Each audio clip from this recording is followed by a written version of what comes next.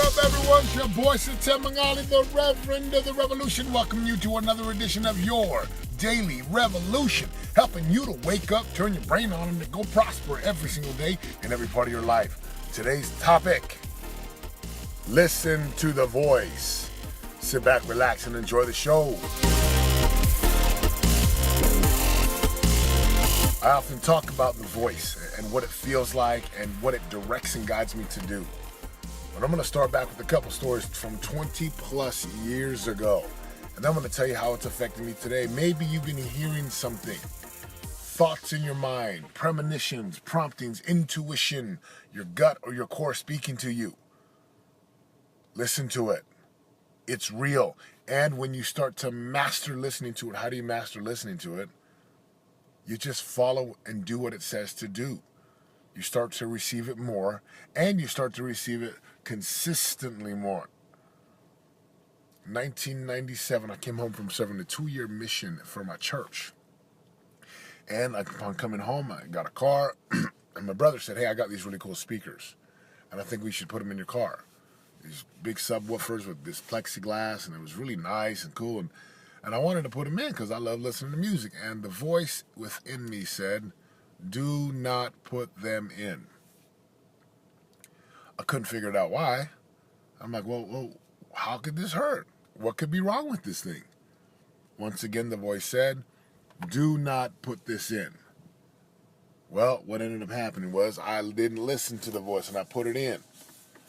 1 week later, someone broke into my car to steal the speakers, to rip the stereo out, broke one of the windows, took everything out of my car. What would have happened if I just listened? What would have happened if I just obeyed? Crazy, right? I just finished serving this 2-year mission connected to God and teaching people about God and Christ and the gospel. And I come home and because of my own selfish reasons, because of my own desires, I don't listen. Fast forward to present day. I started coaching a group of powerful women. My goodness. Powerful, special women who are married and have children. Awesome women. Ages low 30s to mid 60s. Entrepreneurs, business owners. And when I started coaching them, there was nothing in the books that said I was going to do a live event for them. It was going to be a virtual program, and something inside of me said, you need to do a live event for these special women. Now, this live event, understand, I've run a lot of live events. Wake Up Warrior events, my own personal events, one-night transformation events, foundational shift events, like seminars, symposiums, curriculum for wealth type of events. And the voice whispered, do an event for the women, honor these women. They're all over, East Coast, West Coast, Canada. So I listened. And upon listening to the voice and hearing the voice, I did the event. The event just finished up last night. It was 3 days of power, 3 days of perspective, 3 days of purpose, and 3 days of planning. For what? For the outcomes that these women truly want to create in their lives. This is not about hoorah and motivation and feeling good. No, this is about helping these women who attended to get clear so that they can then move with purpose and they could create results in their lives. What happened? We did the event and all 12 women who attended, lives radically changed. And it wasn't some like, hey, let's get this pump and this excitement, and then like there's going to be work involved. There's follow-up work. To get the results, you got to do specific work. Well, why am I sharing the story with you? Because I listened to the voice. The voice said do it in an event, and I did it. It's not cheap to run events, especially here in SoCal. And it was worth it. It was worth every penny for the environment, the food, the hotel, which was a nice hotel. Awesome place in Dana Point. Why am I sharing this with you? Because if you listen to the voice within you, it will guide you. It will lead you. If you'll listen to the voice within you that's telling you to do something or to stop doing something, your life will increase in happiness and fulfillment. So what is the voice telling you to do right now with your body, with your physicality? What is the voice telling you to stop eating, or to maybe start exercising, to put your phone down at night and to go to sleep? Spiritually, what is the voice telling you to do spiritually? What is the voice asking you to do, prompting you to do? Is it to mend relationships? Is it to forgive someone? Is it to pick up your scriptures? Is it to start meditating? Is it to go back to church? What is it with your relationships? What is the voice telling you to do? What is it nudging you to do? Some of you have burned relationships to the ground with a parent, a family member. Some of you are not taking care of the relationships that you have stewardship over. What is the voice telling you to do? And finally, with your business. These moves were business moves. Every step of the way, the voice telling me to do something. The voice asking me to do something. And oftentimes when the voice speaks, it's a leap of faith. What's required is this step into the darkness before the lights come on.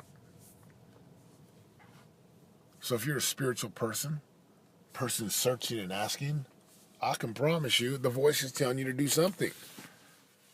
Will you do it? Will you listen to it? I'm so grateful that I listened to the voice within that said, do this event for these women. Give these women more, which are my clients. I have other clients today, men, women, single, old, owners of companies, and I seek guidance so I can help these people. Yes, I'm a spiritual, praying man. Some may also call me religious.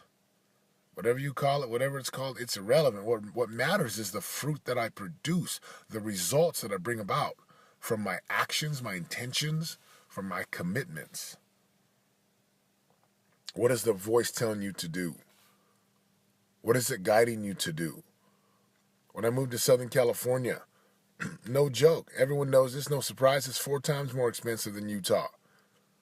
But the voice guided me and whispered to me, it's time to leave Utah. It's time to move so you can grow and expand. For me, this may not be for you. This is for me. So I listened. And it was scary to leave Utah, where I grew up and my family is. It was scary.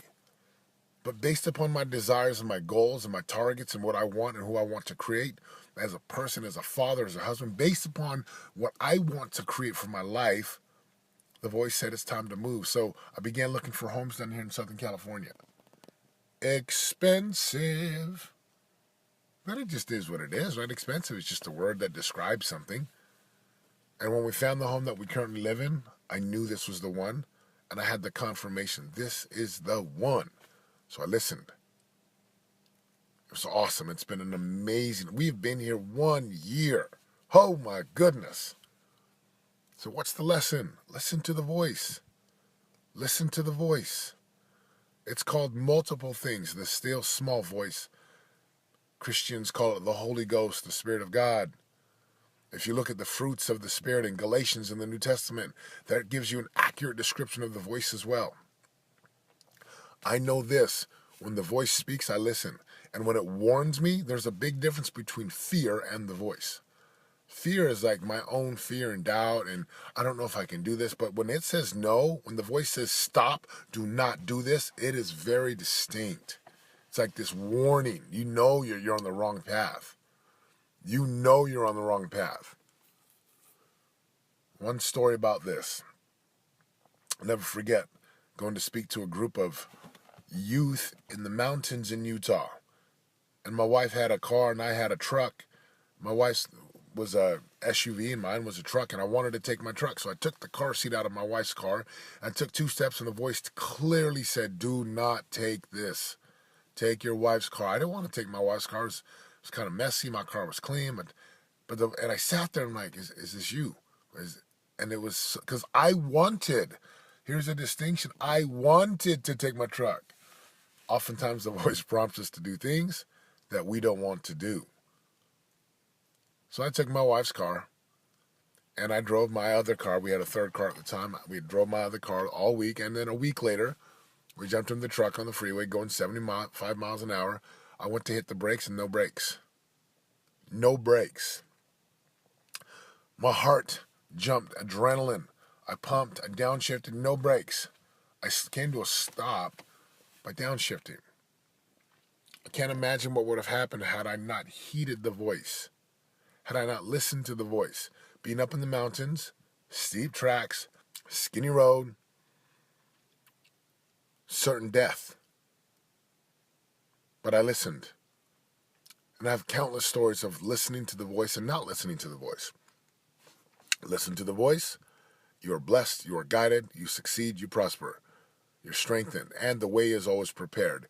Don't listen to the voice, you lose. What is the voice telling you to do today? It's your boy, Sete Mangala, reminding you, if you want to create a life that you love, a life of real radical results, it will require you to get into a relentless pursuit with a ruthless commitment to pay the piper every single day so that you can get to the top of your mountains where your prize, promised lands, and possibilities are waiting, just waiting for you. I'm out. For more info on joining the revolution and living your greatest life of prosperity today, go to www.yourdailyrevolution.com and join us in waking up, turning your brain on, and prospering today.